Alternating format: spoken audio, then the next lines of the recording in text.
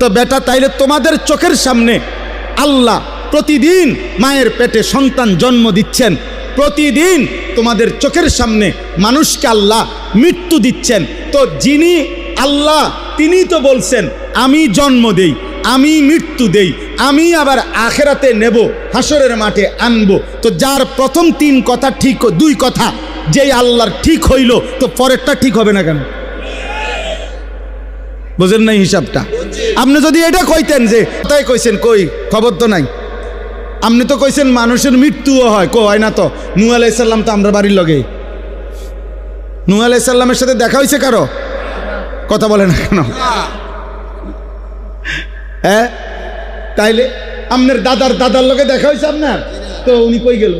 উনি না পৃথিবীতে ছিল, উনি নাই কেন?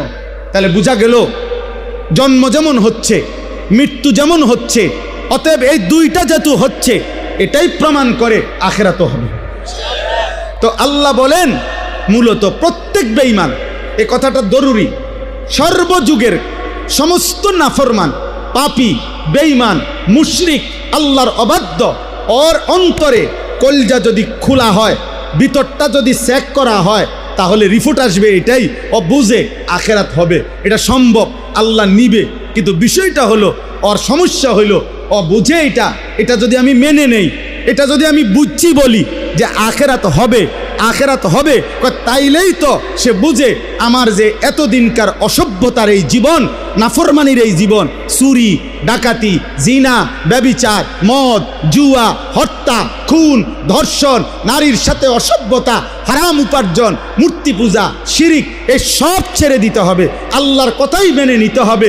এইটা তো সে চাচ্ছে না, আমি মানব না, আমি আমার অবাধ্য আর খেয়াল খুশির জীবন এটাই চালাবো। এই জন্য আল্লাহ বলেন বন্ধু, মূল বিষয় হলো ওরা বুঝে আখিরাত হবে, বাল হুম বিলিকাই রাব্বিহিম কাফিরুন, বরং তারা ইচ্ছা করে আমি আল্লাহর মুখোমুখি হতে চাচ্ছে না। তো এইটা কয় না আর কি, এটা কয় না, বরং আরেকটা অতিরিক্ত বলে যে আখেরাতই হবে না। আরে হবে 100 বার, তোর বাপের আখেরাত হবে, তোর 14 গোষ্ঠীর আখেরাত হবে। হবে না কেন বেটা? হবে না কেন? হবে হবে। আল্লাহ বলেন মূল সমস্যা হলো এটা যদি বলে আখেরাত হবে, তাইলে তো বাকি অনুসারীরা বলবে, তাইলে নেতা আল্লাহরে মানতে অসুবিধা কি?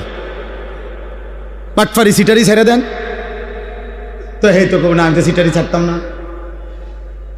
এই জন্য সর্বযুগে এই আমার বাংলাদেশে মনে করেন চুরি, ডাকাতি, জিনা, ব্যভিচার, মদ,